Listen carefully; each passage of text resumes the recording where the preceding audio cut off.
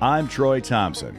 Over the last 15 years, our family has worked hard to create a place we call the center of the universe. A place where our kids and someday our grandkids can come home to and laugh, have fun, learn how to work, pray, worship God, and be a place to celebrate life with all our friends. After a quarter century in uniform, I put away one set of boots for another, working on our acreage, improving the land, fixing some structures, and building new ones. We say, give back to the community, be useful, keep your hands calloused, and spread the gospel. This is a little place in a little state right in the middle of flyover country, from which cries out a voice in the wilderness to all who might want to listen, learn, and laugh along with us. This is our American dream. Hello, friends and neighbors, and welcome to Sunnyside. I can't tell you how excited I am today because I've got a very special guest who is not related to me, but you might think that she is because of the same last name. But that is not the case, and I have with me today at Sunnyside via phone interview, we've got the author of the book 50 Shades of Truth, Nikole Thompson. Hi, Nikole. How are you? I'm doing great. Glad to be here. Well, very happy to have you on the program. We were talking just a little bit, as we do when we have guests on the program before we started the recording process. And you're just a person who's full of energy. You've got lots of things on the table, and we're gonna talk about your book, but we're gonna talk about the life experiences, and of course, we're gonna talk about the ministry that you've got going on with your husband Anthony, and all of those things. So we want to jump right into it and get started. If you're ready, I'm ready. So absolutely. Wonderful. Here we go. Okay. Well, folks, talking with Nikole Thompson, the author of 50 Shades of Truth, but a lot more than just an author, and we're going to find out why. We're going to talk, first of all, about I guess this would start with a big question. Why in the world would you decide that you should write a book, and then why would you call it 50 Shades of Truth? Well, 50 Shades of Truth is a total pun off of 50 Shades of Grey. Right. I think in our society, what I would call soft porn has infiltrated every household, whether it is via your telephone, TV, Netflix, Hulu, whatever.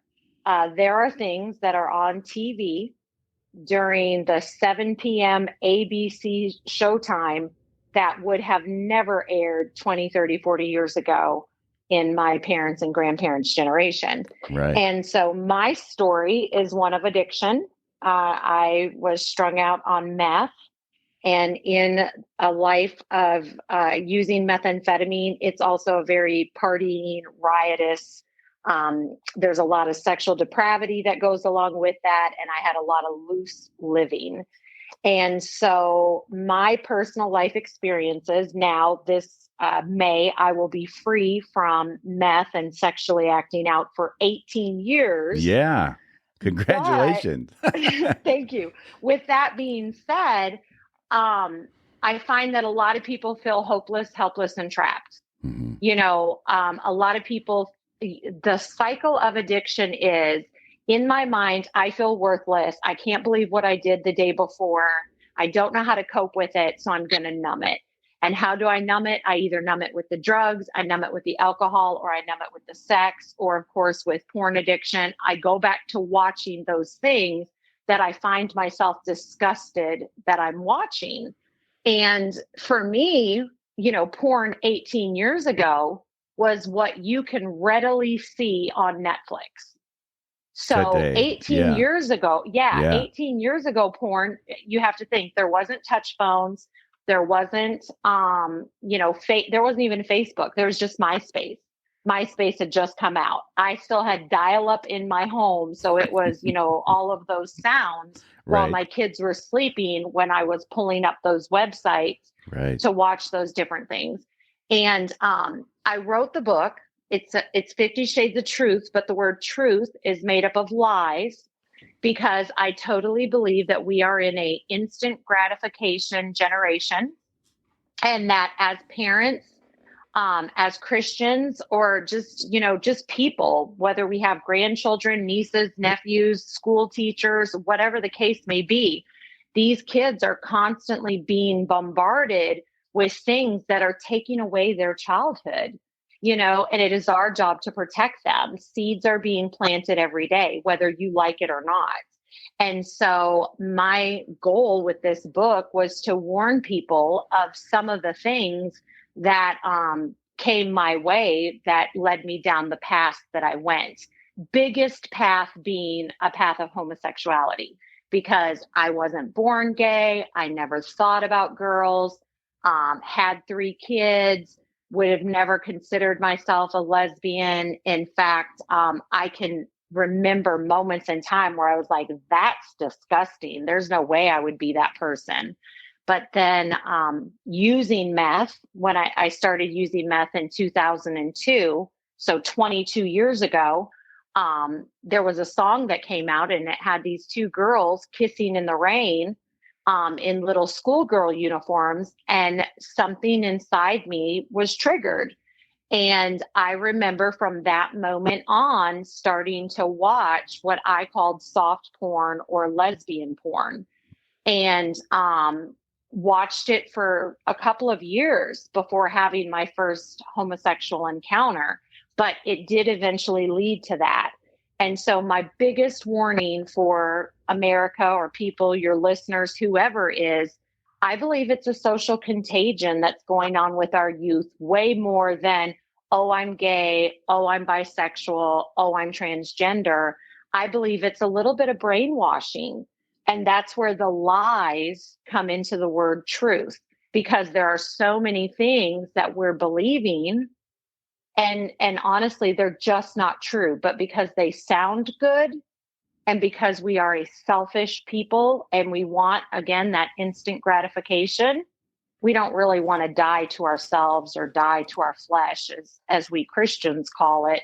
And so it's just a lot easier to do what feels good. Well, now, that's dangerous. The media makes everything seem like this is normal and it's okay, and who are you to judge, and blah blah blah blah. And in your book, you mentioned the Cherokee story of the 2 wolves, and yes, and I think that's a very good, I guess, story about what it is that is happening, probably in the media or just in our lives overall. But the story of the 2 wolves. I don't know. You want to tell that, or I can read it, but. Oh, no, absolutely. So, I mean, and it's just, so I didn't even realize that it was Billy Graham who had wrote it, but you hear it all the time. They share it in schools and different places. And it's just inside of us, we have these 2 different sides. An old Cherokee grandfather is telling his grandson, you have a side that is greedy and that is prideful and that is angry and that is violent, and just all of these things that we don't want our children to become, if we're honest. Hateful, mean, bully, just all of those things. And then there's this other side that's loving and compassionate and caring and gentle and kind. And of course, those aren't the exact words. If you have it handy, I mean, you can read it, because by all means, it's really good stuff. But ultimately, you become what you feed. Right. And whichever one you feed is what we're going to see. And so if you're putting those good things in, then those good things are going to come out. And, that is a big part of the book. The media, the TV, the internet, the scrolling. When you walk away from watching a movie, do you feel better about yourself and better about your life, better about the way you treat people? Or is it causing you to, be jealous and angry? Does it have lots of violence and sex and things that cause you to have lustful thoughts, to think that affairs are natural and it's no big deal, or divorce is okay because it's just a contract? Well, like, marriage is a covenant. When we say those words, we say till death do us part, not until I don't feel like putting in the work to love you. Like, when we love a person, we commit to working on that marriage until death do us part. And again, this world is just making it seem like I couldn't believe the swipe right thing when I read Levi Lusko's book, that there are and I feel sad for the children out there and for the teenagers, for the 20 somethings that are in this generation where their phone app will tell them if there's someone willing just to hook up for meaningless sex. Right. Like that, because I want to share one more thing. I just heard it said the other day, and this is my new goal. A guy had lived a super riotous life, then he came to the Lord, and now he's a pastor. And he had a youth pastor who had lived a super chill life, never kissed a boy until her wedding day. And he said, how do you feel that like we're both headed to heaven, but I lived this like awesome life? Because if you think about it, sin is fun to some degree.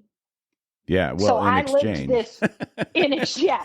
So I lived this fun life, but now I'm committed to God, and God, like, things are great, but we're both headed to the same place, and like, you've done nothing. And she said, see, that's where you got it wrong. I have lived an awesomely fun life as well, but I don't have any of the scars that you do.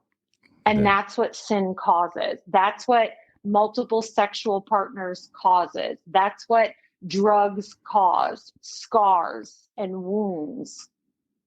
Well, let's get into. Never heard it said better. Yeah, let's get into that. We're going to take a step back. One of the things we will eventually get to is your wonderful marriage with Anthony, and the the trips and travails that went along with that. But let's jump all the way back to, you were raised in Minnesota. This is we're Sunnyside is here in northern Iowa, so they're just a stone's throw away. The state of Minnesota, raised by your dad. Who hardworking guy, had you go to church every Sunday. So tell us about growing up in Minnesota, and then when that changed. Okay, so my parents divorced when I was 2. Mm-hmm. I was the youngest. I have 2 older sisters, and I have an older brother who's adopted. My parents were foster parents. My dad, a 3rd-generation lumberyard owner. And so he worked Monday through Friday, but he was off, at every night, off on the weekends. And so as my older siblings left to go live with my mom, I stayed until I was 14. And so basically what I recall for the most part, from kindergarten until 14, is just that I was my dad's priority. Like he never brought a woman home. He would go to dances. I remember that, like when I was 11 and 12, that he would go to singles dances in, say, New Ulm, which was like 30 miles or wherever. Sure. But like, he was always there in the morning when I got up. I never remember ever him like parading women in front of me. I think there were a couple of different times where like we met groups of people as he did like singles networks or whatever, but he actually didn't remarry until I was 17 and had my first son. And so when I say he put his life on hold, like he literally put it on hold. He taught me how to bat left-handed. He was at every softball game. He was at every tennis match. He encouraged me to play musical instruments and to be in the church choir. And probably one of the 2 things that stand out the most to me would be the work ethic. At 11, 12, when I started wanting things, he had me get a paper route, and he was like, you're going to work for the things that you want. And like Springfield, Minnesota is cold. And I had a 2-mile paper route, but I went into an apartment building and into a nursing home. So I had like a chance to warm up, but like he didn't give me a break. If there was 6 inches or a foot of snow on the ground, I was still out there delivering my papers. Only during hunting season did he drive me for safety. And so I was taught to manage my money and that good things come to those who work for them. And so He instilled a great work ethic in me and has done that for my boys as well. They've gone home to Minnesota and split lumber for grandpa. Our youngest son went up there after he had a double bypass and, cut his lawn and laid sod and spread, like he has no problem telling someone what to do. We'll just Right. put it that way. And then the other great thing, of course, is, the church. I remember I was like 13 and he came to wake me up and I was like, yeah, I was done with my newspaper route. Cause of course Sundays are the biggest papers, and I crawled back into bed and I was like, I don't feel like it. I'm so tired. And he was like, look, it doesn't matter how tired you are. We get up and we give God Sunday. Like my grandfather told me once, and I'm telling you now, missing church is not an option. And so I never remember missing church, even going on vacations. Since coming back to Christ, we find a church wherever we're at and we go as a family. And in fact, in the book, I have a letter he wrote me while I was in addiction. And he was like, it's great that you send the boys to church, but you are the leader of your family. Right. And you have to take them so they will know one day how to lead their families. Because if you don't show them, then the world's going to show them. And that's not what you want. Yeah, that's true. And I read that in the book and I identify with that. But we have every church has some form of a Sunday school to a degree. And I think that was something that started in the early 20th century, maybe the end of the 19th century. And it was a way to reach out to kids whose parents didn't go to church. It wasn't intended for the kids in the church. It was, so now it's just like, let's dump the kids in Sunday school and send them on their way. And even in the middle of the sermon, okay, release the children to go do whatever they do, and then the parents can sit up here and that, I get that. Boy, the work ethic of your dad and that all rings true, and just being in church every day and the sacrifices that he made, or not in every day, but every Sunday. Yeah, Nikole, I remember when I was growing up, same thing, church every day and church every Sunday, church every day, church every Sunday, and that was the rule. In fact, if you were gone on a trip, and you say that whenever you're traveling about, you find a church to go to, and then there's like, we had to prove that we went to church. If we were gone from our Sunday school, we had to bring a bulletin from the church that we visited because we were gone over the weekend or whatever. And so that was like something we had to turn fantastic. in. Yeah, we had to like, here's my proof I was at a church. And so some of that is absent. But now, when you turned 14, so you're going to be a freshman in high school. You went to live with your mom, and she was in Indiana. Yes. So, and I will say this, my mom, even though she had my older siblings, she didn't come to Minnesota a lot. I think that we have 2 or 3 times in that 10-year period where she came to see me. But my dad always took me to see her family in Kentucky, which is where she was rooted at. But, and that is one thing that I've carried with me, like kids are able to form their own opinions. As long as it's not a safety issue, don't badmouth your exes, because that just paints something for them that, like, if you should trust your children enough to be able to learn and see and judge their parents by their fruit. But I mean, co-parenting is so important. And so my dad also, that is one thing he really taught me. So he always took me down to Kentucky every Christmas. And so even though my mom didn't seem to want me as I was a small child, once I became 14 and my older sister moved out of her house, she all of a sudden had room for me. And you're 14. You don't want to be in the town where the neighbor calls your dad and says, I saw Nikki and she was doing X, Y, Z. And even if it wasn't really anything bad, everybody knows everybody. And that's what Springfield, Minnesota represented. And at 14, I wanted that freedom. And so I went to live with my mom. She was a weekend supervisor of a group home. She, at this time, just had her counseling degree. She eventually went on to get her doctorate, but she would leave on Friday night and she wouldn't get home till Monday morning. And I had a stepfather who was a third shift cook at Denny's.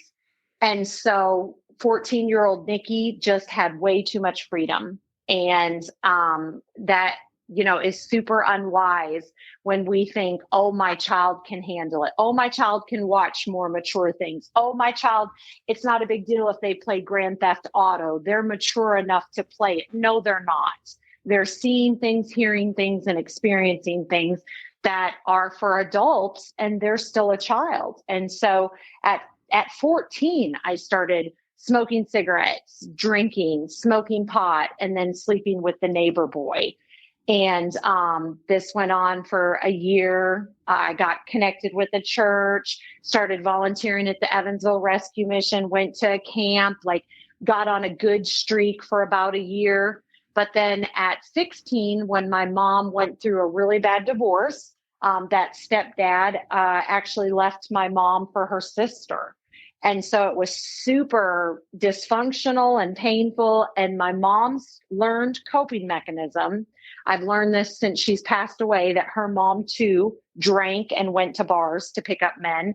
So that was my mom's thing. She drank and went to bars to pick up men. And so at 16, we found a little karaoke bar in Evansville that would let me in and didn't card me. And we would sing karaoke and just get drunk. And I met my oldest son's dad there, who obviously thought I was 21, had no clue that I was only 16, and ended up pregnant by a one-night stand. And that shortly after that, my mom had gotten injured at work, and we found ourselves in this little bitty one-bedroom home. But again, my mom, super resourceful. She worked to get us on Section 8. She worked to get us into a bigger house. And so, fast forward, I hurry up and finish high school. Just because my mom and dad both, the one thing they did at least push for was, we're not quitters. You need to get your education. You need to work. They've never been that, I hate to say it like this, but I feel like it's a leech on society. Like the Bible says, a man that doesn't work doesn't eat. And so granted, of course, there's always seasons where people need help and people need assistance, but come on, 5 years, 10 years, that's so my mom pushed me to finish high school, enroll in college, seek out a career, continue to work. And I went to work at Denny's and ended up meeting my second son's dad. And, like the book portrays, by age 20, I just picked very broken people, and I was very broken. I hadn't seen a, successful marriage, a Christian husband-wife team. I didn't know how to resolve conflict. At the first sign of conflict, I'm going to instantly numb it, because that's what my mom's taught me to do. And so at age 20, my second son's father and I had broken up due to infidelity and cheating again, and a big part is, not knowing your identity, not knowing that you are a child of God and you are loved and you are wanted and you are valuable. And I think girls nowadays, even young boys, need to know that just because you have had sex, you can start over and be pure from here on out. Like, God is a God of second, third, fourth, fifth, and sixth chances. And I think that I thought, I'm already damaged goods. I've already slept around. There's no point. Nobody's going to want me. And so at age 20, again, I found myself brokenhearted in the bars. Drinking. And you find, and that's something that a lot of people feel and they identify with, is that, especially if they grow up in the church and they fall away from the lifestyle that we would say God intends for us, and we decide to do our own thing and make our own decisions without God's input, then we end up having just a whole messy trail in our rear view mirror, and we're just like, oh, there's just no way, and it's so embarrassing that I'm not the person that I was in Sunday school, and it just kind of feeds on itself. And I think the devil whispers in your ear at every turn, and it just tells you, it's like, see, you're unclean now. There's no point, so might as well make yourself happy. And much of the book, which we'll continue to get into, but I mean, all of those the behaviors, which are and the addictions and all of those things. That's just we're trying to fill a God shaped hole in our heart and just dumping everything in there, and it seems like it works for a moment, but then you talk about the regret, and there's something in your heart and your mind that says it. I was thinking even about the karaoke. I believe that music to some degree has might be at least a little bit of what the language of God must sound like. I don't, so when I agree. Even if you're sitting in a bar with your mom at 16, which is kind of insane, but like the idea that is happening, but you're at a karaoke because you find happiness in singing. And I think that is, like the music's there, even though the lyrics and some of the other things may not be what God intended, there's still that desire in our heart to worship, and I think that's probably maybe in there a little bit. You're trying to maybe justify somewhere in there a little bit of God's intention, perhaps. But you get to you're 20 years old. I'm not laughing, but I mean, it's just like, okay. I mean, it is, you have to know, like some of this is, I mean, straight out of Jerry Springer to some degree back in the day. It's a lot, especially for 25 years ago. Like now that, fast forward, my husband and I have been foster parents. Yes. We've worked in the court system, leading Celebrate Recovery. Trust me, Yes. I see some moms where I'm like, what is going on? Right. But you can't obey what you don't know. Yep. And like I said, my mom has since passed away. Mm-hmm. I have since found out that her mom went to bars. So she was a little bit smarter. She went to military bars to hook her men. So she was going to find somebody that had a job, right, at least. Whereas sometimes people, and the thing about music, 100%, because wasn't Satan in charge of music and as he played, so that was something created in the heavenlies. And I think that that's one of the reasons why it's so powerful here on earth, because the Bible tells us to sing songs over one another. And if we think about Psalms and how it's represented, and King David and the lyre and how he played music to chase the spirits away. And so, I didn't get to address it as much as I wanted to in the book, but there is a reason why I'm super intentional with, Christian music, because when you speak those words over yourself, you're creating that. And, I do know for a fact that there are some songs you can sing and just walk away feeling like, gosh, my life does suck. And then there are some songs you can sing and they really give you hope for a future. This one didn't make it in the book, but there's a song, and it is the gay anthem, I Can't Change Even If I Wanted to. And if you watch the video, which first of all, my oldest brother's African-American.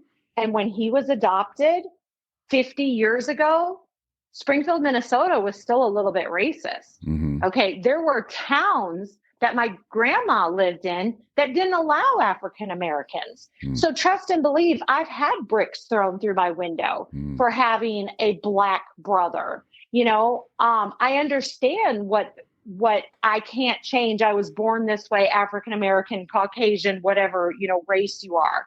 And then also my mom ran for state representative. She fought for women's rights. So I understand the women's rights and what we have fought for in the past. But I can't change even if I wanted to. I can't help my lustful desires. That's not true. Because if it were true, I would still have a needle in my arm. Mm-hmm. Yeah, well, I'm almost 18 years clean, but that lustful desire of Nikki's is, hey, I just want to get high, not raise my kids, not do anything, and, just party. Like that's the sinful nature of the flesh. Absolutely. But that's not true. You can change. And there's millions of people in addiction that have come out of it. Thousands and thousands that have come out of homosexuality that are speaking out about it. You can change. You can change. There's a way to rewire your mind. And it's called, the renewing of the mind with the washing of the word. Before I forget, I one of the things we talk about in our household every so often is, you read the Bible and you come to understand it, and you look at all of the different options or challenges or temptations that are in this world, and one of the streaks on my show is that I bend libertarian when it comes to my political views, but as a Christian libertarian. So and how do you distinguish that? And the answer is like, well, the Bible says, you can do all of these things. In fact, there's nothing new under the sun, but you may not. And huge difference. There's two big words, two three-letter words that make all the difference in the world. Of course, you can do these things, but you may not. So even if you are convinced and that you are, that your desires in any particular subject matter, homosexuality, addictions, whatever it happens to be, any type of desire is real to you, but you may not do that. And everybody's got maybe a different struggle, a different version of whatever that happens to be. Some people have no problem, walking right by a casino, and other people, they just can't be drawn into it, and on and on and on and on. So yes, you can, but you may not. Let's talk a little bit about, so you have, you're 20 years old, a little over 20. You've got 2 kids and 2 dads, and then and you're working and you're trying to pull everything together, and then you meet Tony. Yeah. So my niece would babysit my kids, Alex and Joshua, and so I would go over to my sister's house, and she had met her then boyfriend. He eventually became a husband, but she had met him in the bar singing too. He was a big karaoke guy. And we're making it seem like we're anti-karaoke. One afternoon, and Tony came pulling up, and I was wearing these hot pink Daisy Duke shorts, and he was like, hey, I would like to take you out. And it's not that I was like, ew, disgusting, you're an old man, because he was much older than me, and you could tell he was 36 and I was 20. And the first thing I could think of, instead of going into a long drawn out, look, I'm sick of being treated like trash, was, I don't have anything to wear. And he was like, well, let me take you and buy you an outfit. We'll get you an outfit to wear out. Like, he had an answer for it. And my sister's husband was like, he's a good guy. Like, it's safe. You're not, like, he's not going to put date rape drugs in your Mountain Dew. Like, don't worry. Like, it's good. And I can even remember Shelly, my sister, and her husband saying, oh, plus he'll probably, like, he's got money. Like, he works at Toyota. He's like a head foreman. Like, he actually, has a job and could buy drinks. And so we went out, picked out an outfit, went out to sing karaoke. It was hilarious because he sang Gangster's Paradise. And I mean, he didn't miss a word. He didn't, like, here's this pasty pale white redhead up there singing Gangster's Paradise. Right. And I mean, he legit nailed it. Well, and so I was like, okay. Yeah, Coolio is kind of fun. And then like, he would sing Funky Cole Medina, but then he could also get up there and sing like love songs to me. And he's just great. And he didn't drink. He didn't smoke. I ended up finding out that he had custody of 5 of his 6 kids. And he didn't push me. We waited 2 whole weeks. And I mean, we went out to the drive-in. We did things, and he didn't push me. We didn't kiss until 2 weeks of dating. And then I remember like that aha moment. And this just goes back to my dad and what I had recognized in my dad bringing me up. He had the boys lined up with a squirt bottle in one hand and a brush in the other. And he was doing their hair, and he was tucking in their shirts and making sure they didn't have, Pop-Tart on their face or whatever. And, just sending them out the door to get on the church bus. And, he attended church with his kids. And so I was like, wow, like this. And it's not that I wasn't attracted to Tony. I had just been so wounded that I thought, why even bother? I'd be better off alone. But at this time, I remember in my mind starting to think like he could be a great dad for my kids. Like he had kids by different women. His oldest son was adopted, and you couldn't tell the difference. Like Tony is an excellent father when it comes to just showing compassion and loving the kids. And so we met and started dating. I want to say it was August, and we were married by December 2nd. So it was quick. Like I knew. And we spent, the first year just blending our families, getting used to it. I ended up pregnant with Freddie, who ends up being our 9th child, but 8th in the home because his oldest daughter, she never lived with us. And Tony liked to play pool. And a lot of times we would go to the bars and sing, and we would be designated drivers. So like we did that for 2 or 3 years and never had a drink, like never compromised, whatever. And in 2000, right around the time when I had Freddie, God blessed us with a construction company. A lady was at a pool, a bar playing pool, and she was like, "Hey, I heard that you're handy and that like you know how to do all these things, and I really need someone to put a roof on." And in 4 months, we made $96,000. Wow. Now we paid, I think we had at the most, we had like 28 guys on payroll. And so we had siders and roofers and carpet layers and people that did drywall. And it was a company that would buy houses that had, been tax repossessed or whatever, fix them up, rent them for that year, and then flip them. And so Tony thought, I'm gonna minister to these guys I used to hang out with, and I used to do drugs, and I know from the bars, and we're going to show them our family friendly lifestyle because, we'll be able to minister to them. And it just didn't work that way, Troy. Bad company corrupts good morals. It doesn't matter how you slice it. Where we once didn't allow smoking or drinking, drugs, nothing on our property. Within a year of that construction company, Tony was staying gone multiple nights a week. He was cheating on me with multiple women. Eventually, drug dealing came into play, dealing marijuana at first. And and not like, oh, I'm going to have an ounce on hand, but like we had pounds of it. I hid it in a vacuum cleaner box in my bedroom.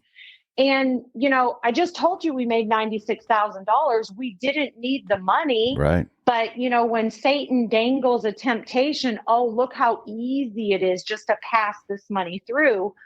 And for my husband, the lie that Satan handed him was, it's safer for you to sell to your workers. They won't get caught.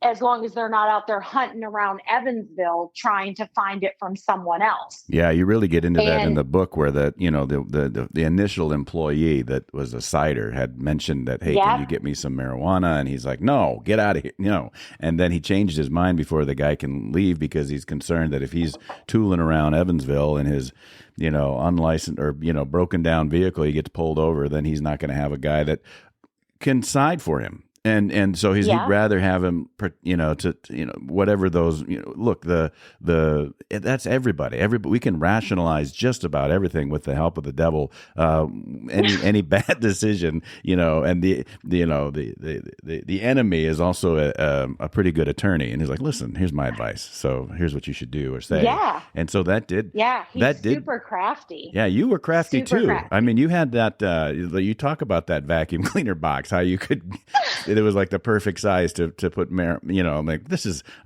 a movie here. What's going on? And eventually, infidelity, lots of, decisions that eventually led to more travel, more drug trafficking. And then Tony finally he does get caught.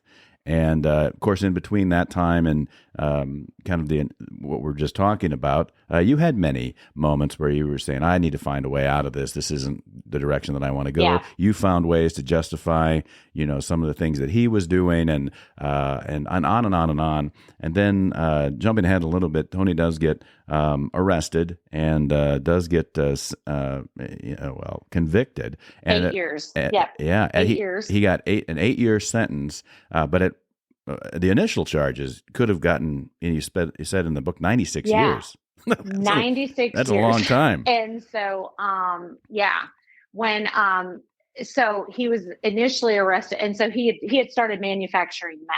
Right. And so in the state of Illinois, he had been caught with paraphernalia, drugs, he had a gun. So there were 3 Class X felonies, which carry, I believe, 6 to 30 for each one. So that's where the 90 came from. And then there was a misdemeanor, which could have given him that additional 1 year to 8 years, or 1 year to 6 years. So that's where the 96 years came in. And so like he felt confident. Tony's pretty prideful, and he felt confident that he could beat like this charge, and this charge, but he knew he couldn't beat the gun charge. He had a gun. He was arrested with it. And as having a previous record, like gun charges are, I think he said 70 or 80% of the time is what you have to do.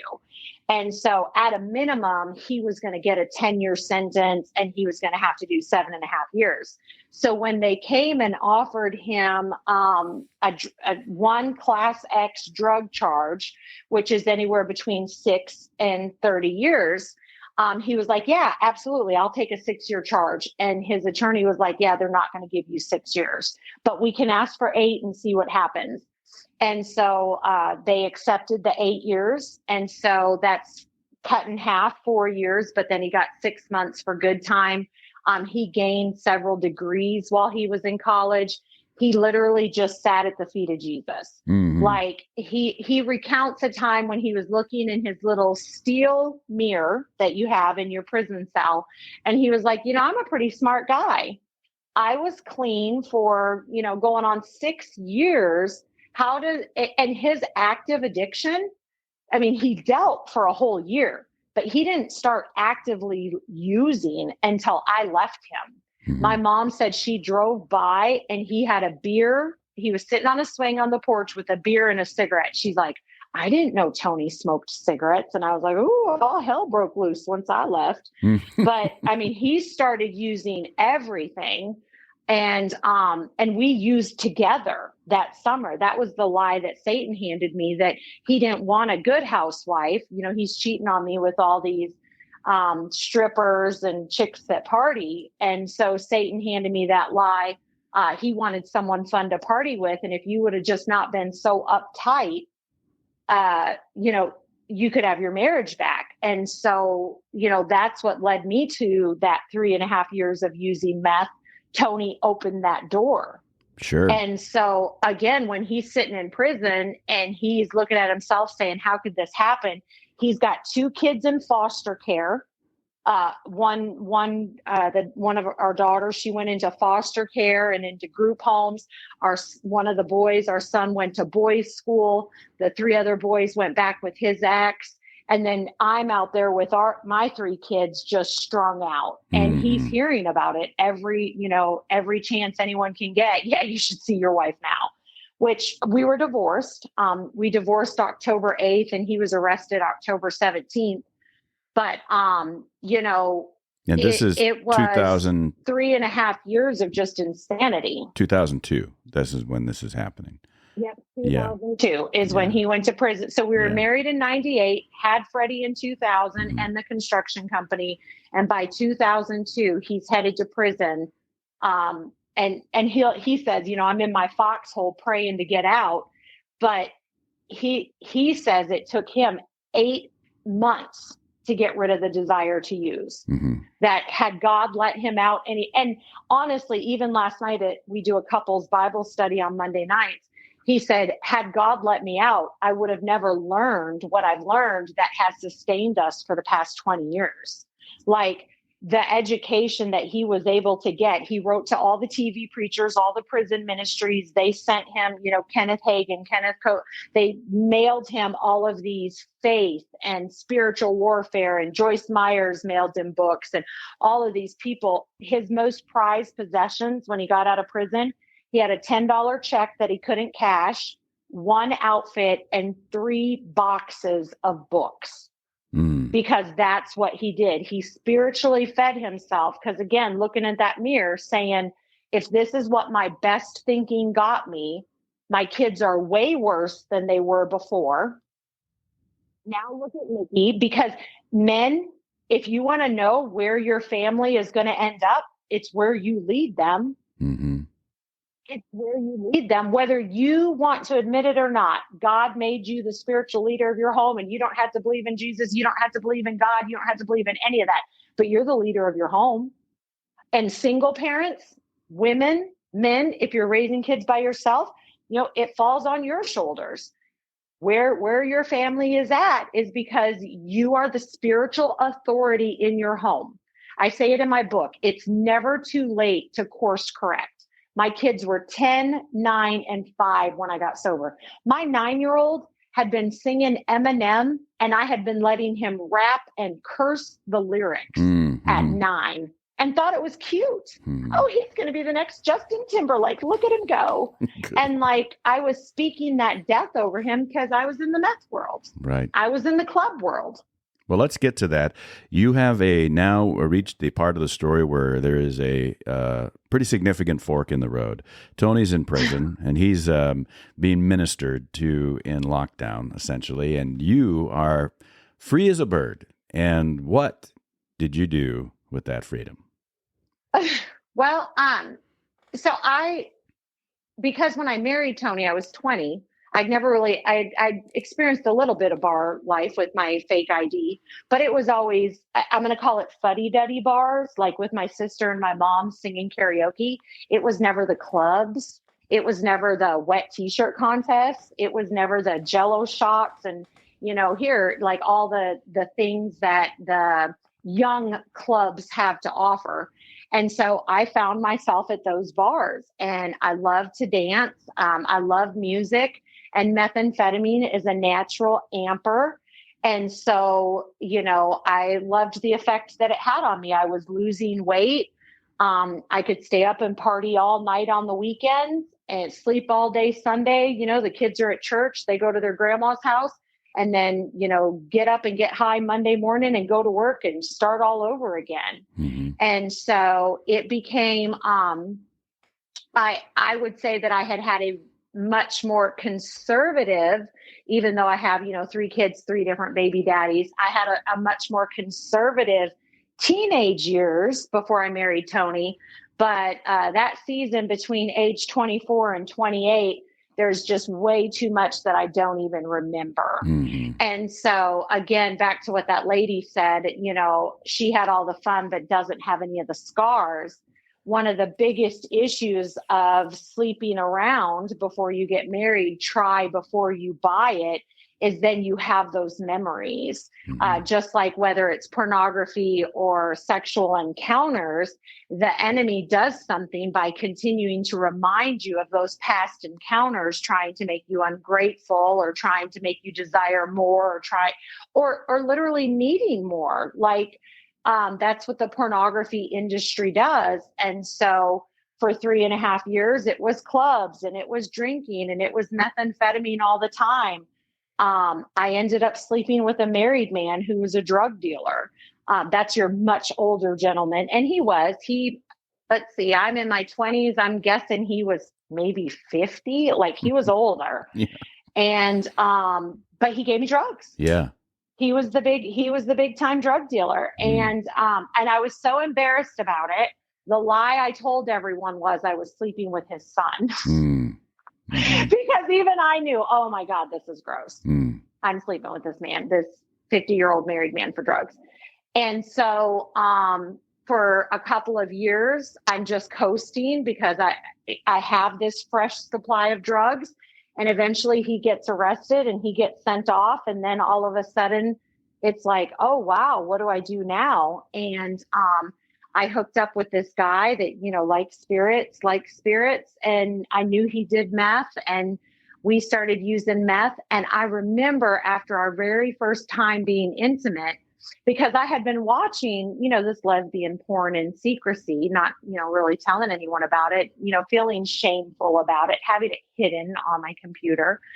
And after my first intimate encounter with this guy, all of a sudden, like thoughts and fantasies became more vivid.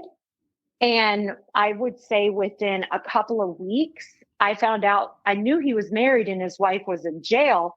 What I didn't know is that she had been a stripper, was a bisexual, and that they were like super intentional about going to swingers clubs and picking people up and all of these things.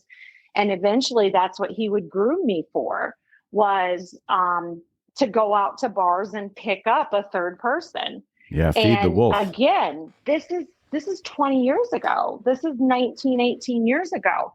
And so I can only imagine what it's like now. Sin only gets sicker and darker and sicker. And if you have a gambling problem, it only eventually at first you only spend 200, then you're willing to spend 500. Next thing you know, you're going to check advances, and then you've hawked to time. Like, it only gets darker. You only need more and more. And so, I ended up, running into a lady who was openly bisexual, and she made a pass at me. And before I knew it, I started sleeping with women. I think at one time I had 4 girlfriends. Everyone knew that I wasn't going to be in a monogamous relationship, I guess. But it was still all just horrible, because it was just Nikki feeding her flesh. And the year that Tony got out in 2006. And that year, and again, this kind of goes back to why I wrote the book.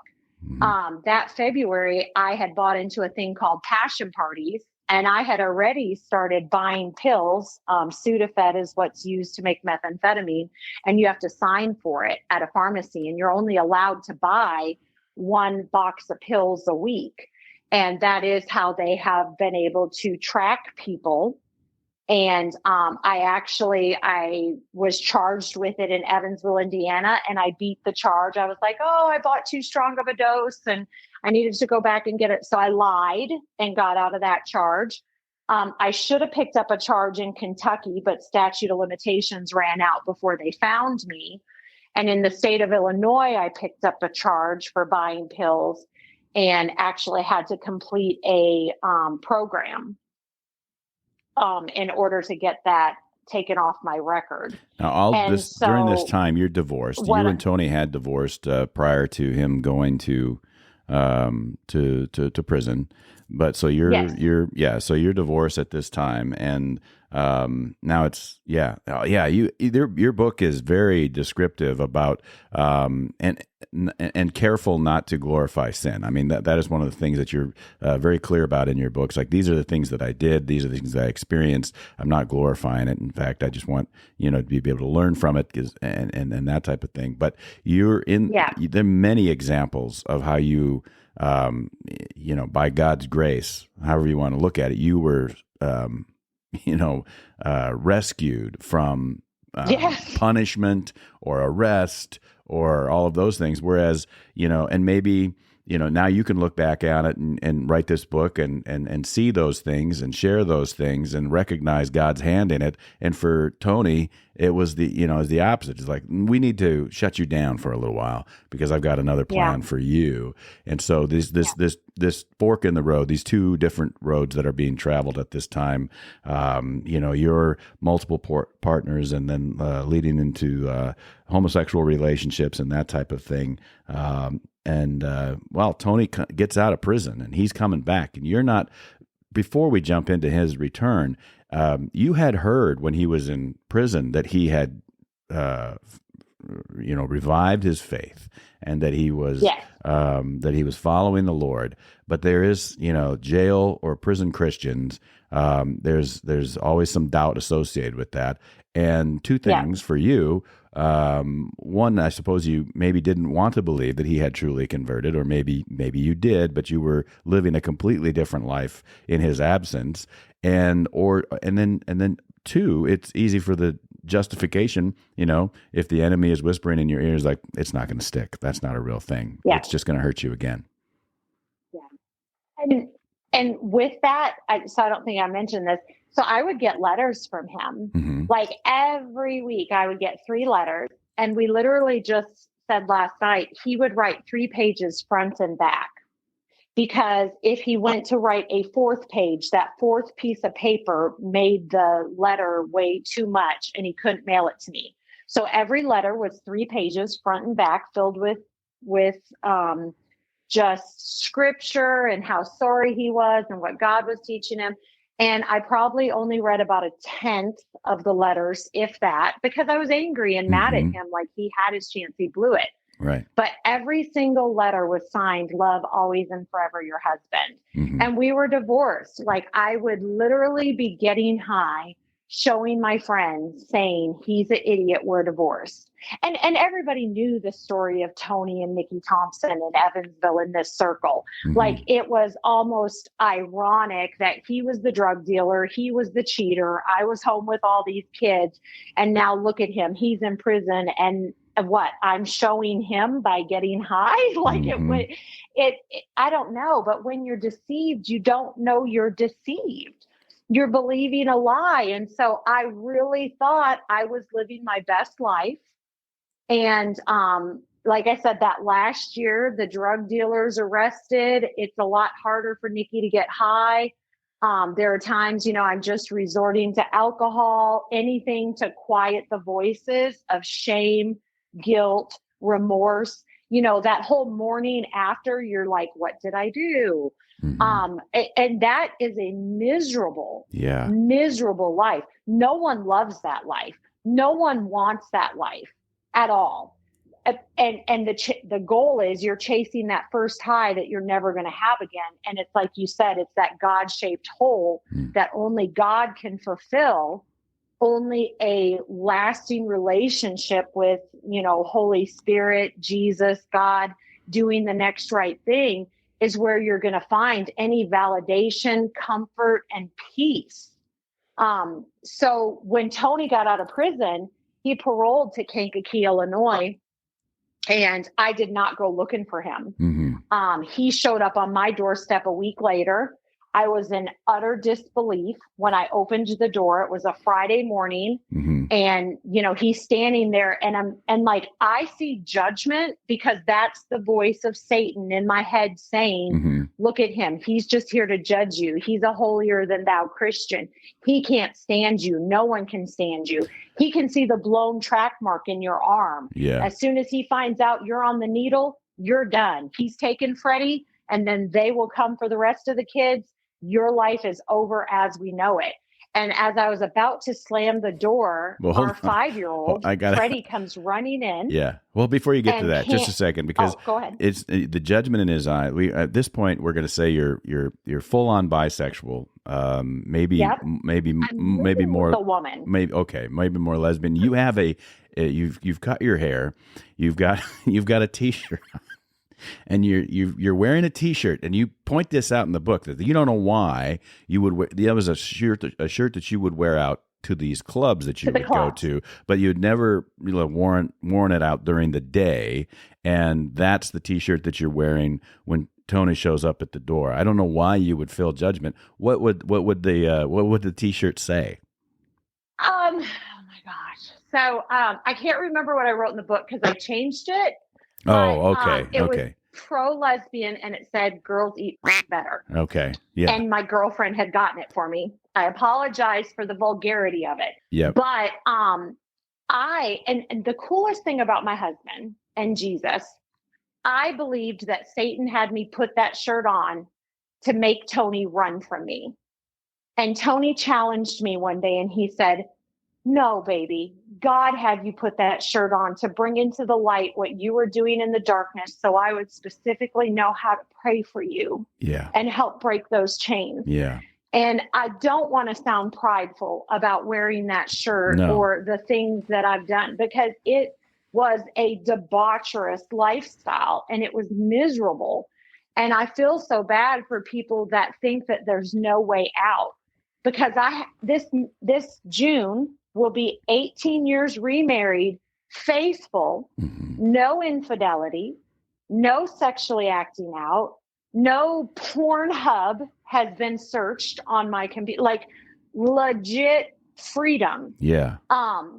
I've struggled a few different times with Netflix and having to be super intentional about what I watch. And I talk about that in the book, about how search engines can bring up things, and we as people are fooling ourselves if we don't think it's going to strike up curiosity in our children, but yeah, so I had put that shirt on again. I had only wore it to clubs. No idea.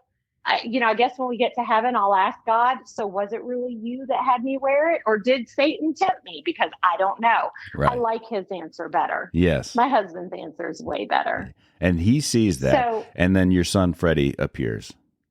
Yes. So Freddie comes running in, and so I'm like, oh gosh, well, we'll just get this lecture over with.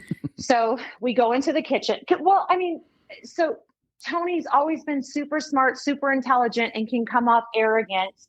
And so I was sure that I was going to get judged, because that's what we feel. We feel like Christians are going to beat us with their Bible. Right. That's one of the reasons that Satan keeps the sinner who's struggling out of church, is the lies in their head of that condemnation and judgment.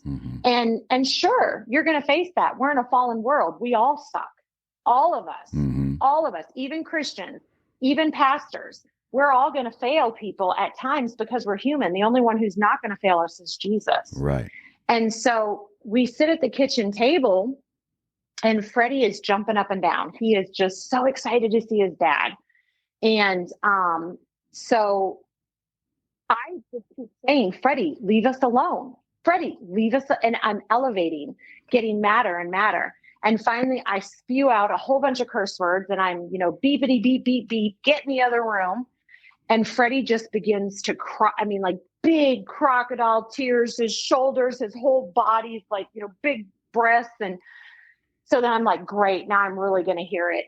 And Tony's like, Freddie, and he puts his hand up in my face to stop me from saying anything else. And he picks Freddie up, and he starts to run his fingers through his hair and to caress his little back. And he later told me he had just heard a sermon on the importance of speaking life over our children. But he said, Freddie, mommy and daddy really want to hear what you have to say. Mommy and daddy love you, but mommy and daddy have to talk first. So we need you to be the obedient little boy that you are. Go in the other room. And when we're done talking, mommy and daddy will come listen to what you have to say. You are important to us. And, in that moment, Troy, multiple things happened. I don't know if it was more the fruit of the Spirit on display in my husband, especially self-control, the fact that he didn't nail me for what I had just done. I don't know if it was the whole Noah and his 3 sons and how they covered their dad's shame, because he covered my words by including me in those verbal affirmations. I do know that it was Romans 2:4. Absolutely. Romans 2:4 tells us that the kindness and goodness of God is what draws man in and causes us to want to repent. And I wanted to repent. Like, I wanted to lay it all down. I knew it was legit. Everything washed away. I was no longer concerned about any of the garbage. I wanted what he had. It wasn't just jailhouse religion. You can't fake that. You can't fake that moment. I don't care who you are. When you're on meth, you pull people into your chaos quick, fast, and in a hurry. People that aren't on drugs, the kindest person you can make curse you out when you're on meth. Like, it is like the demons are just around you. And so for him to pull me into his peace, God's peace, I was mesmerized, and there was no way from that moment that, I was all in. And so he was like, will you come back to Kankakee with me? I need to be taken back. I gotta report in. My mom agreed to watch the kids. And so for a 4.5 hour drive, he just shared everything he had been sharing for those 3.5 years in those letters. But because the blinders were on, because maybe God had turned me over to my reprobate mind and was letting me go after the things of the world. I mean, like, I don't exactly know, but for whatever reason, everything he had tried to tell me before, I was a sponge just soaking it up, wanting what he had, knowing he had the answer. Like, he really had the answer. And so it took a couple months before I could actually make a month and a half before I could actually make the transition up there. The end of May, wanted to wait till the boys were out of school, but I would go up there and visit him as he was like working to get us a little trailer, and he had found a job. A guy was picking him up at the Salvation Army, and he was working, and then he had this, I mean, it was a disgusting trailer, but he was happy to clean it, and there was no deposit, and his first month's rent was free because the last people left it gross, and he had to rip out carpet and paint walls, and he was happy. He was super content to work a 10-hour day in the hot sun cutting down trees, and then to come to this stinky, smelly trailer and rip out carpet to prepare a home for us. And I would come and I would see him, and I would be adamant. I don't want to get high. I want this Jesus thing. And then in that 4-hour drive home, not knowing how the enemy works, all of a sudden my phone would start ringing and there were free drugs. Yeah. Like, there's never free drugs. Any other time you have to sell your TV. You have to sell your DVD player or your PS4 to buy drugs. Well, now these drugs are free. Isn't that amazing? So I relapsed 3 times. And it's so hard, but I often tell people that is one of the reasons why most people, the highest success rate is when you leave your hometown, when you leave those people, places, and things, those familiar people that they just like crabs. If there's a bunch of crabs in a bowl, they'll break the other crab's legs to keep them in the bowl.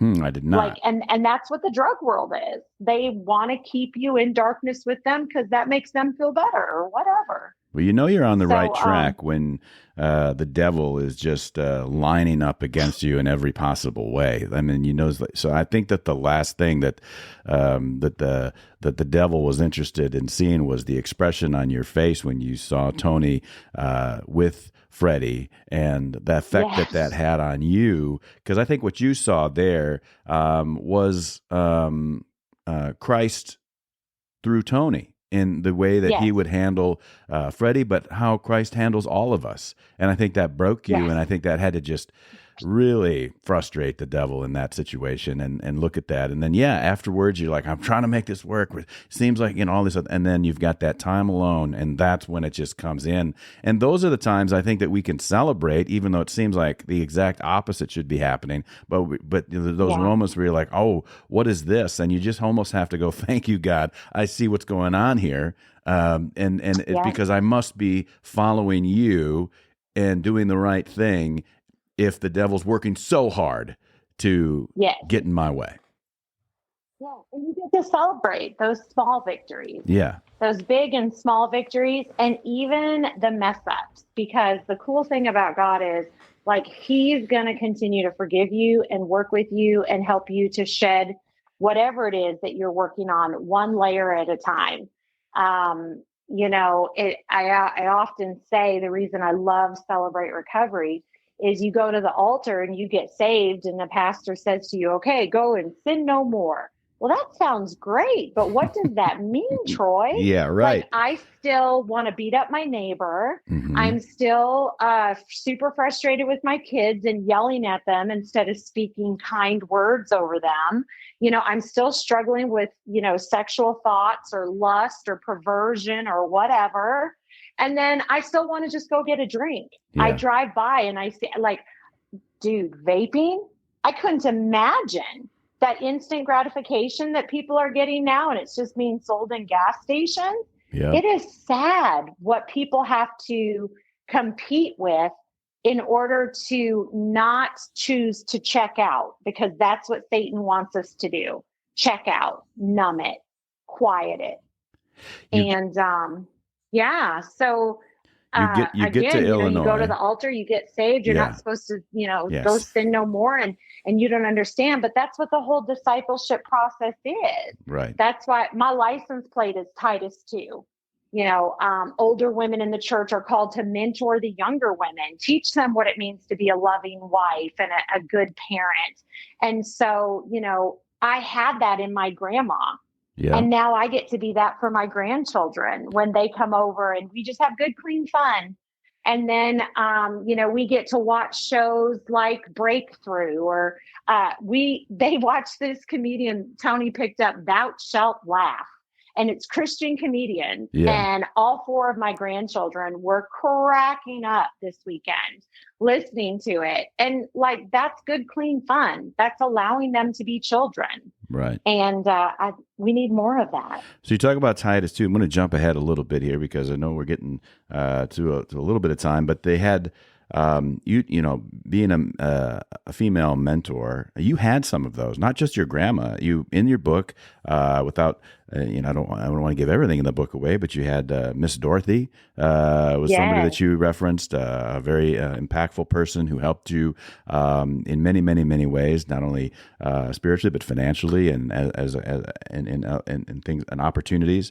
And then you don't mention her by name, but there was a pastor's wife who had a opportunity for it really kind of turn things around on you a little bit. And that was an interesting point because you guys had succeeded in Illinois you had started to rebuild. You'd put things back together. You had gotten comfortable. The kids had schools. Like you were on the right track, and God was providing for your family. And then the call came to say, how about New Orleans? Let's go to Louisiana. And then you were like, no way. We don't need and not.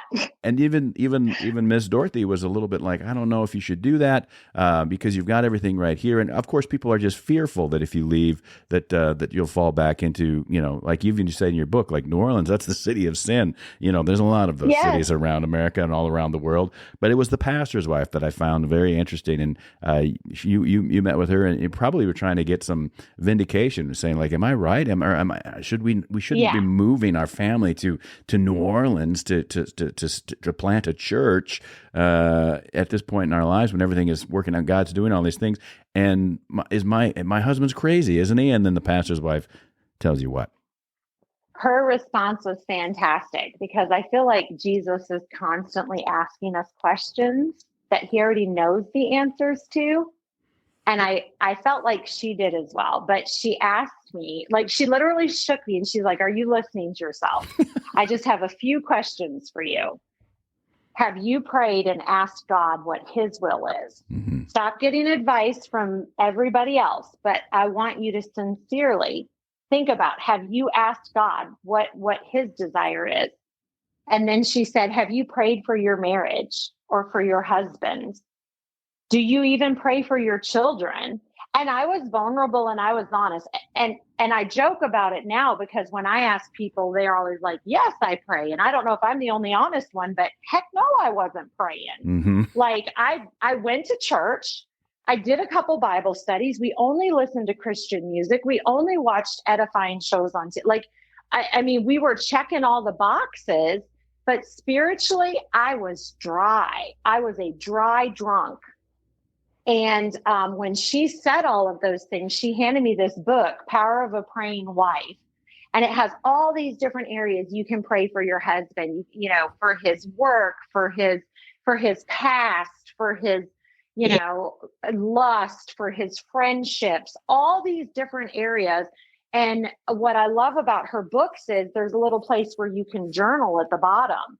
And so I've got maybe, I don't want to exaggerate, so I'm going to say 8, maybe 9, because they have Power of Praying for your children, Power of Praying for your adult children, Power of Praying for your grandchildren.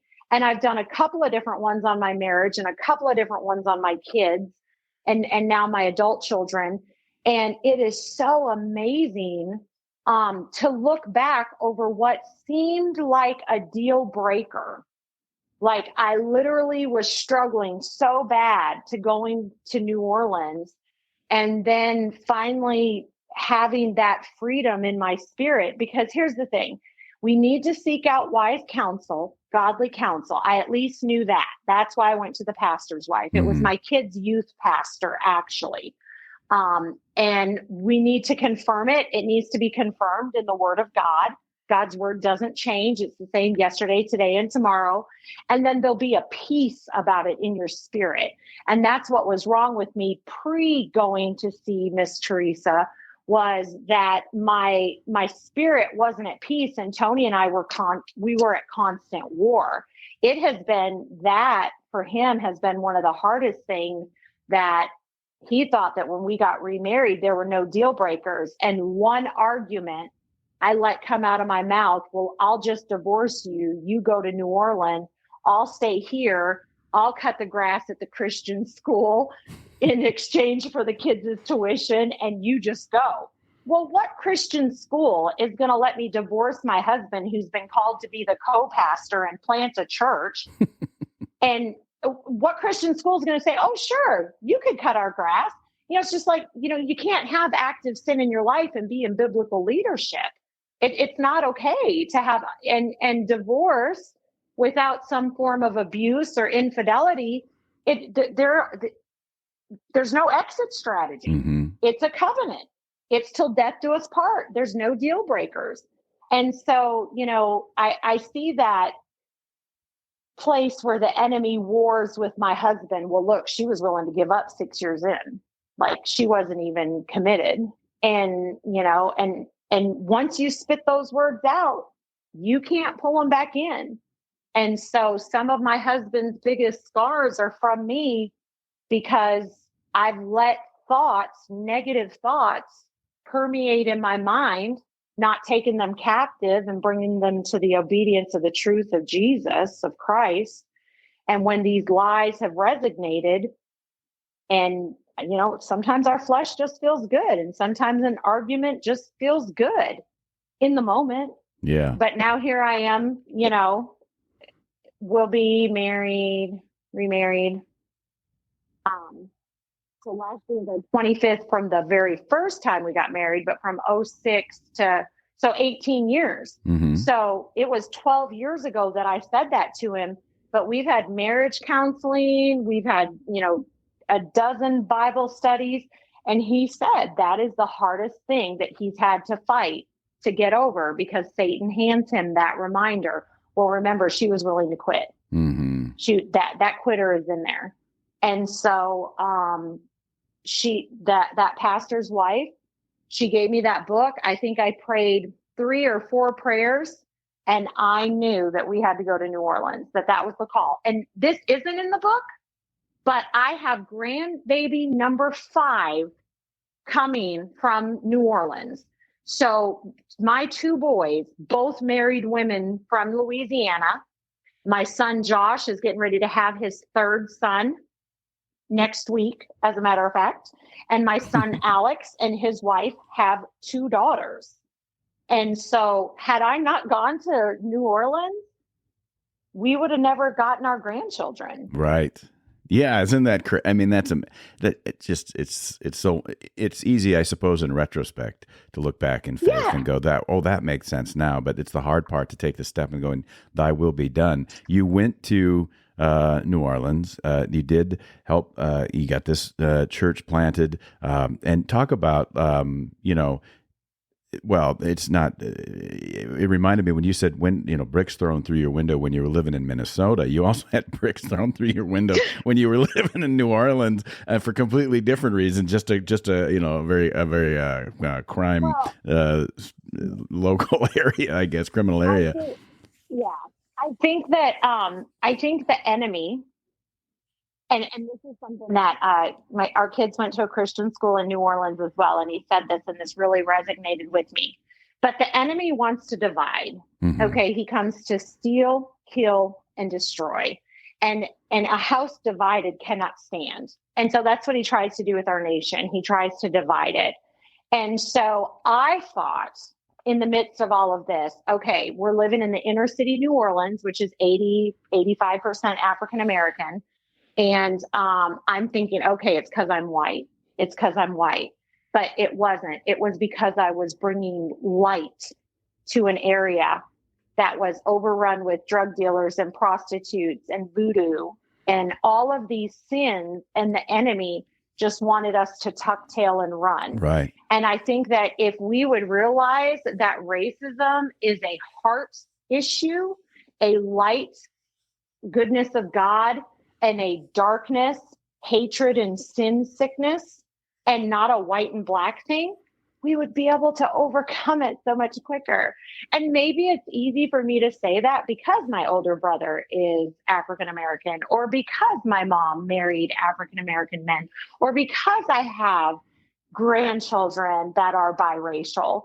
But I mean, we're all made in the image of God. Mm-hmm. And so there for a little while, the enemy was really working on me in inner city New Orleans. We had, I can't remember if it's 3 or 4 bricks thrown through different windows, busted out.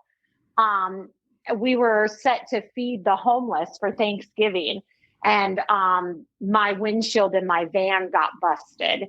And I mean, just continued spiritual warfare after spiritual warfare. But again, volunteering at that Christian school with my boys, one of the teachers, and I feel like he was a Bible teacher, but he sat down, he's like, Nikole, I really feel like Holy Spirit's calling me to pray with you and to let you know that it's not a white and black thing. It is a light, the truth that's found in God's word and your goodness, and the light that, emanates from your family and what you're trying to do. And it is a wall that the enemy is trying to put up to stop you. It is a light versus darkness thing, not white and black. And that's probably been one of the most powerful learning lessons. Because my brother, I bawled to my brother, and he said, Southern racism is hard, sis. Like, I was really concerned about you going down there. But there were relationships forged. Even we had one of the biggest drug dealers in that area come and sit down and have a T-bone steak with my husband. We had invited him over to eat one day. And when the window got busted out of my van, this particular guy, everybody called him Papa, and he pulled our vehicle over, and he told my husband, he leaned in and he said, I want you to know we found out who did that to your wife, and we're taking care of it. And my husband was like, no, it's not that big of a deal. I can replace it. No. And the gentleman said, no, you guys have been here. You have fed every week. You have loved. Like, so many people come in here and just throw money at us and do a prayer walk and leave. But you have been here and stayed consistent and been here. And we're not going to tolerate that. People aren't going to treat you like that. And like, that's heartwarming and also terrifying at the same time. Right. So, ministry was that was part of the Celebrate Recovery ministry, or was that something different in New Orleans? Something completely separate. Okay. Celebrate Recovery was birthed in Kentucky. Okay. In New Orleans, what we did every Thursday night, we set up a table outside of our house, which was right off St. Charles. I mean, literally, like, just in the hood. We had an abandoned house next door where the prostitutes would turn tricks. And so we would do Bible study inside our house after we fed anywhere from 50 to 100 people every Thursday. Wow. And then on Friday or on Sundays, as part of the church plant that we went down there to do, we would go to across the street from Tulane and Loyola there in Audubon Park.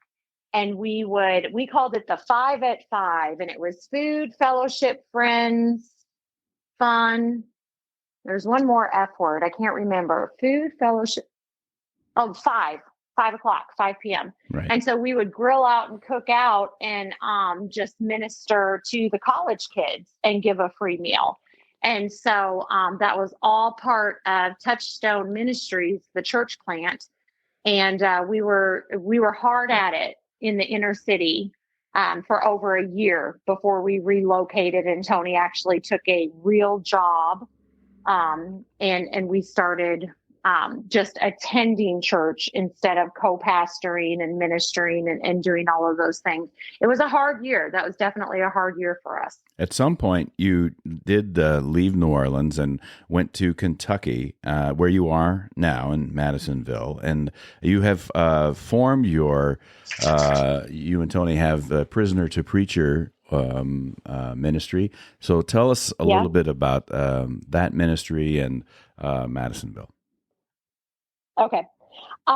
So a couple of our kids, their mother had passed away, and our two oldest were launched, and we only had Freddie. He was entering into high school, and we had done the You and Me in Light of Eternity by Francis and Lisa Chan Bible study. And it just challenged believers that, the last, half of your life is not about setting up retirement and getting boats and nice things and settling into your comfortableness. The last half of your life should be about chasing after people that don't know Jesus, that don't have hope, that haven't found freedom. And so we felt this conviction to start up Prisoner to Preacher, to start going to some prisons and sharing what the Lord had done. Because the recidivism rate is horrible everywhere, and that's a lack of hope. That's, we overcome by the blood of the Lamb and the word of our testimony. And so a lot of Christians just say, oh, it's the pastor's job. But honestly, we're all called to go and make disciples. And so we felt strongly convicted about it. We had a cousin who offered us she has a studio mother-in-law suite that she offered us to stay in. And we bought a camper, and our plan was to travel and share our testimony. And then when we shared our testimony with the local pastor, he asked us about starting up a Celebrate Recovery, and we prayed about it. And so that has been going on for 7 years now. But we said, yes, absolutely. We love the discipleship mentorship program. And so that was 2015 when we made the move to Kentucky. 2016 was our first big dose of prison ministry, which was, I'll leave it for the readers of the book, but it was not what I expected. I will say that, and not at all what I expected. And God, reminded me, hey, you prayed for prison ministry, and that's what I'm giving you. So, but I do want to say one thing, Troy. Yeah. I'm in Iowa. So we still have our home in Kentucky, but 6 months ago, my husband took a job with my son, Joshua, my middle son, here in Dubuque, Iowa. Wow. On the river. And so you said you were in Northern Iowa, so I don't know how close I am to you, but 3 hours. My husband's 61, and he's been self-employed his whole life, and God's been so good to us. Yeah. He builds some of the most beautiful decks, does landscaping, can climb a tree, lays floors, laid all the floor at our church. Like, God's really gifted him. Wow. But that's some hard manual labor on your body. Yeah. And when you're self-employed, you're not really setting up a retirement. And so our son reached out to him at the beginning of last year and said, Dad, the plant that he works at, our son actually was relocated from Kansas to here. And he's in upper level management. He does a great job. He is an amazing communicator and a great manager. And he said, hey, Dad, for, giggles, I took the maintenance test and I scored this high, and I know you would score higher, and I could start you out at X amount of pay. Would you and Mom be interested in coming up here? And, we've been empty nesters for a couple of years. Our youngest, Freddie, is 23, and he's a crew chief engineer in the Air Force. All right. And so rock on. A year ago, we were flying to Italy to spend 2 weeks with him in Italy. Well, the memories. I'm an Army guy, so a little bit of rivalry there, but that's okay. He's an Air Force guy, yeah. So, anyway, we took the plunge. I stepped down from my role at the church this past summer. And we moved up here to Iowa. We still have our home in Kentucky. We still go back to Kentucky every month. Okay. And I have been all in. We have one daughter that is working on getting her life in order.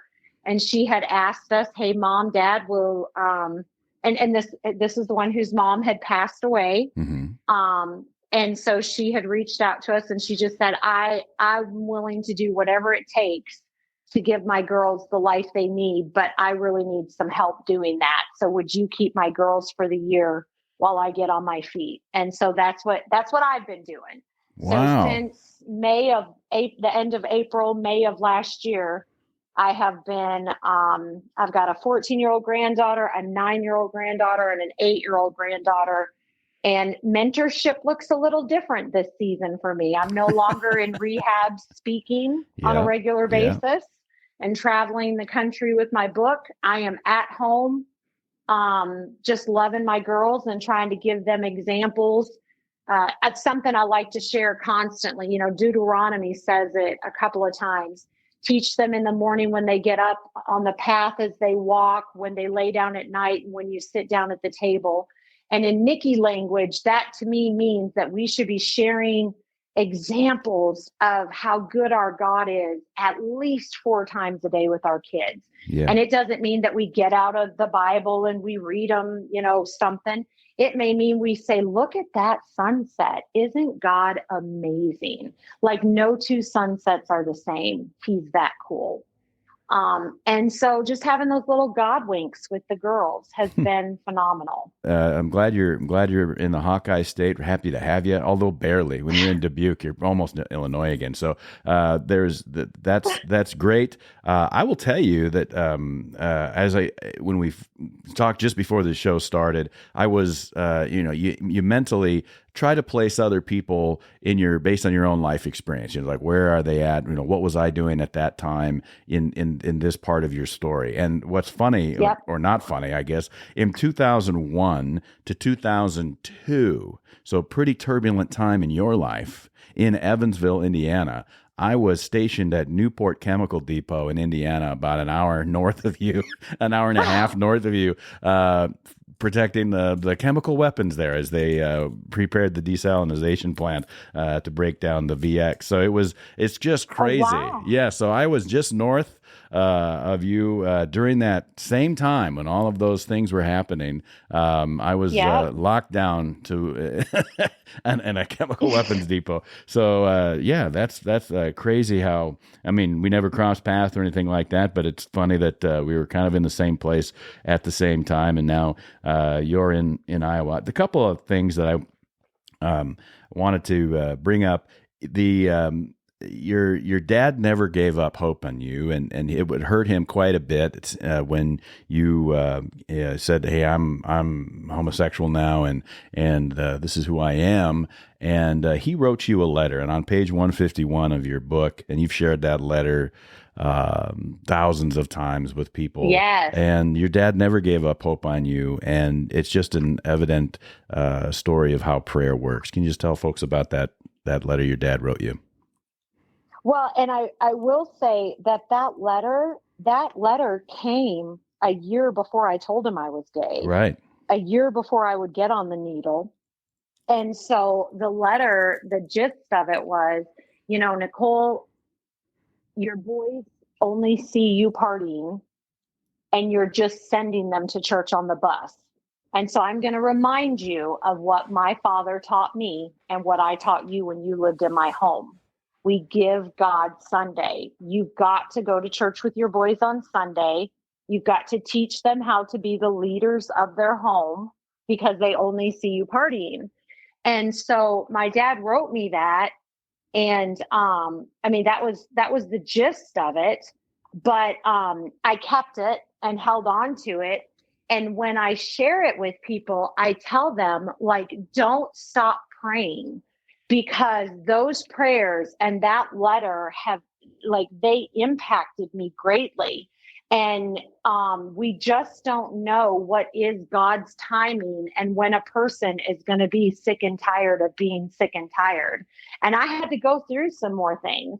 And I don't regret any of my past. I don't, because I'm able to shed light on areas of darkness that I think a lot of people are confused about. And so my dad wrote me that letter. He continued to pray for me, even in the face of much adversity. He's a Lutheran. And when the Lutherans split and they decided, one half of the Lutherans was going to allow gays to preach in the pulpit and the other half wasn't, he stuck with the ones who wouldn't. And so much, in fact, that when he comes to Kentucky, there's not a Lutheran church in Evansville that is his denomination. He actually has to drive. He drives to, I believe the one in Hopkinsville, Kentucky is, but he's that adamant about it that he's going to go where the word of God is not maligned. One man, one woman, married covenant. That's it. End of it. Nothing else can be said of that. And the thing is, we were called to reproduce, procreate, populate the earth. And you can't do that with two women or with two men. Right. And so even in the midst of my rebellion and disrespect to my father, thinking that I was going to school him about love, and it's, I love who I want to love, and God made me this way, and all the things that they chant, I chanted, because it's so easy just to say, to be led by your heart and do what makes you feel good. But again, like I said, if that were true, then lots of people wouldn't go to work. Lots of people wouldn't be able to pay their bills. There's lots of things that we do because it's the right thing to do. And there is a rewarding sensation after that. But yeah, my dad, he fought for me. He fought for me well. That's awesome. So you have that is awesome in the true meaning of the word. It's like not just like, hey, that's awesome. Yeah. But we overuse awesome too much. Nikole, what do you say to those who might say, well, your experience with homosexuality or bisexuality, that wasn't the same as those who say that they're honestly gay because your experience was rooted in addiction. And yeah. What would you say to folks who would say that? Well, I think that everyone has certain proclivities towards certain sins. Everyone has different temptations. You said it earlier, when someone walks by a casino or, whatever the case may be, everyone has different temptations, but we are a makeup of our upbringing. We are a makeup of the things that we have witnessed, the things that we have seen, the things that we have processed.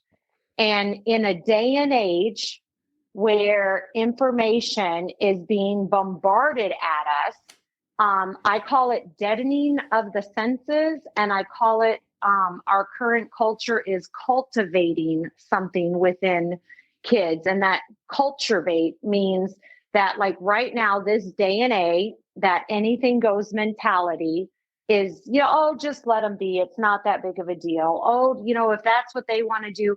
And that's fine. I'm not out here running into the swingers club saying turn or burn. You have to see it my way. My book is out there for people that want help, have questions, and have an open mind and are willing to hear it from my point of view. And, and if this isn't the point where God intersects with your life and this isn't enough truth or revelation for you, it's some seeds that are being planted, and that's okay, because we can disagree and still love each other. That's right. The cool thing about it. Like, I am not about canceling anyone. I've got gay friends. I've got friends who are still in addiction. I've got friends, and I talk about it in the book, that live together and aren't married. Because guess what? Sin is sin is sin at the foot of the cross. Yep. And there are tons of people in the church struggling with pornography or not married. I didn't realize this until writing the book. There's a whole generation of widows, older people who, because of their widow's compensation or whatever, it would financially harm them to marry someone, but they want that companionship. And so they live together. Like there's so many different facets to what goes on and what could be sexual sin and what we could justify. And ultimately, each of us will give an account one day. Mm-hmm. We each get to stand before him, and we each get to say why we believed what we believed. And I'm just trying to do the best I can at helping those that want help, because I know for that last year, I wanted help every single day. And when I couldn't find it, I numbed the voices with drugs, alcohol, and sex. And it was a miserable life. And at every turn, and throughout the book, you do a great job of indicating this. You, at every turn of the story, and there are many in your story, but God comes forward, and you bring that up frequently. Regardless of what is running through your mind, what you're thinking about, what you're planning on doing, what you think that your plans are going to be for the future, whether you're following a faithful path and you may start making plans or whatever it happens to be. And then the whole statement, but God has a different plan, or but God will take care of you, and but God has this in store for you. And just talk about that a little bit. Wow. So many examples. A lot of times I do it when God comes through at what I felt like was the last minute, but it was his perfect timing all along. And so for me, the biggest but God, and this isn't even in the book, is the fact that on April 20th, my husband accepted this job here in Iowa. And the plan was to continue to travel, continue to share our testimony. He was going to work 3.5 days. He was going to be off 3.5 days. And then on April 21st is when our daughter showed up with the 3 grandbabies. And all of a sudden there was a but God change in my life trajectory. And you are my second podcast in over a year. Like, I quit ministering other than Celebrate Recovery for a couple of months as I transitioned out of that. But, man makes his steps, man makes his plans, but God directs his steps. And so in the book, there is all kinds of aha moments where, like, all of a sudden God dropped a couple of different fantastic jobs in my husband's lap. One of them, he made over $10,000 just like that. And we were able to move to New Orleans. And then there was this other one that was hilarious. We call it the sugar job. But we went through 3 different crews on that job. I don't share vividly in the book about it, but there were so many shipping containers that were being shipped in right there in New Orleans. And my husband contracted a job, and I can't remember, $350 or $450. He was getting paid per shipping container to unload. And so each one had anywhere between 900 and 1,000 50-pound bags of sugar. And so you had to put the sugar 5 to a row, 8 rows high. So it would be 40 on a pallet. And then the pallets got shrink wrapped, and then they got loaded on the truck. And so my son Joshua, at the time, he was 16, and he put in so many hours that he made $1,000 and bought his first. This is like when the iPads were ridiculously expensive at AT&T or Verizon or whatever. But I remember him going and buying his first $800 iPad, Apple, whatever it was. But anyway, they had anticipated that it would take us 3 weeks to a month. And I think my husband had the job done in 11 or 13 days. I can't exactly remember.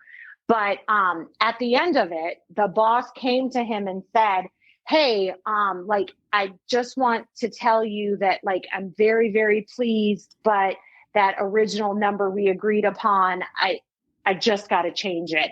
And the guy did it almost like he was going to dock us something. I mean, it was kind of funny now looking back. He was just pulling my husband's leg. But he said, instead of paying you for each shipping cargo that came in with 1,000 bags on it, I'm going to pay you for each semi truck that went out. And so there were an extra I don't know, 12 semi trucks that went out, because you have weights that, when you ship stuff, it doesn't matter. But when you're driving semi trucks, you have weight loads. You can only carry so much cargo. And so it ended up being over a $3,000 bonus. Mm-hmm. And like, that's a but God moment. Like, who does that? Who just hands you for a 2-week job a $3,000 bonus? And I mean, there's hundreds of them. Yeah. There's hundreds of them, I have, I don't know if the this thing is, it's fixing our focus to learn. Yeah. And it's not just financial, it's the restoration of my marriage. But God loved me enough that He put a fire in my husband's heart to fight for me. Amazing. But God loved me enough, and that changed the trajectory for our kids. Mm-hmm. Our oldest daughter's in college becoming a nurse. We have one boy that went through rehab. He's got over a year clean, and he is he's a drug tech specialist working in the rehab community. I just mailed him a couple copies of my book so he could give them to the girls there at the rehab. Like, the trajectory of not just Tony and I, but our 9 kids, our 12, soon to be 13 grandkids, everything changed because of God, but God. Absolutely. Mm-hmm. I think you'll appreciate this based on your story and you and Tony, the history of the whole thing. God's got a sense of humor. And you pointed something out. I don't know if you've noticed this or not, but you said, but on 4/20, on April 20th of this year. That's the day that they called. Oh my gosh! On April 20th. Tony. Oh, and they asked him to come do a drug test. Yes, and that's when you accepted the job to get hired, and brought you to Iowa. 4/20. Yeah, on 4/20. And then on God's got a sense of humor. Yeah, that's the day Tony got out of prison. Those years ago. I mean, it started with a little marijuana. His daughter showed up and said, I'm ready to get my life in order. That's amazing. Like, what needs to happen? See, God's got a sense of humor, and I think that's amazing. If you see it, then it's glorious and magnificent. And your story, you and Tony, what you guys have endured, how you've come through it with the help of Christ and faith in Christ and just the guidance and then the risks that for faith that you have taken and done. It's just very inspirational, and I'm so happy to have had this opportunity to have this conversation with you, Nikole Thompson. The book is 50 Shades of Truth. You can get it like I did on Amazon or anywhere. You've got your website, Prisoner to Preacher, the number 2 in between prisoner and preacher.org. Yes. And anything else that you would like to share with folks, how they can get in touch with you, or whatever you want to share. We're on all the social media apps, Facebook, Instagram. I also have a website, 50shadesoftruth.com. And if you order a book from there, we will donate one to a local jail or rehab. And so I had another cool friend. He actually got his book into every jail, every prison. He did a little bit of fundraising, but God just opened all the doors. And I just, like I just said, the ripple effect of what God did in our life, He is no respecter of persons. He wants to do everything He's done for us. And it's just about digging into His truth and standing on it. And so if my book can provide hope for someone, that's my goal. I didn't write a book to make a lot of money. I wrote a book to help people course correct, which is what God did for me. He did a course correction that drastically changed my life. And I know He can do it for others. And so if you go to 50 Shades of Truth, and that's 50 shadesoftruth.com, you can order a book. You can order them in bulk. We do that for different churches and recovery groups. $15 a book if you buy, X amount or whatever. And we'll ship them right out to you. All of our contact information, email and whatnot is on the website. And Let faith arise. Let faith arise. Thank you so much. We'll obviously place the links to 50shadesofTruth.com in the show notes, as well as the prisonertopreacher.org. And just Nikole Thompson, I just appreciate you so much. We always try to say and end our show with that hope that you'll go out and be the sunny side of someone else's life. And I just have to say that with your book and your ministry and what you and Tony are doing for the community, your family, your extended family, clearly being the sunny side of someone else's life is what you're proven to be very good at. Oh, thank you so much. I appreciate it, Troy. And you as well. You as well. Thank you so much for your ministry. I want to thank all our friends and guests for stopping by for this episode of the Sunny Side of Life. All the Sunny Side of Life players who stopped by, creative support provided every day by my incredible wife, Heidi, and our fantastic 4 boys. Thanks to every one of our listeners. That means you. A big shout out to my brothers and sisters in uniform holding the line around the world. Share the word, folks. Let the people know what we're up to. Subscribe so you never miss an episode, and follow us on social media. All skits are written or adapted and directed by me, Troy Thompson, and are produced here at Sunnyside Farm Studios and delivered to all platforms by Buzzsprout.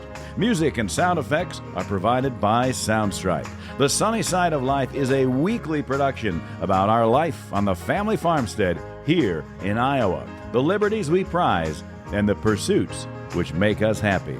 Now, none of this is possible without Christ in our lives. For the Lord God is our sun and our shield. He gives us grace and glory. So may the Lord bless you and keep you, and may the sunny side of your life, liberty and pursuits, be in Christ, and made evident unto you each and every day, and give you peace.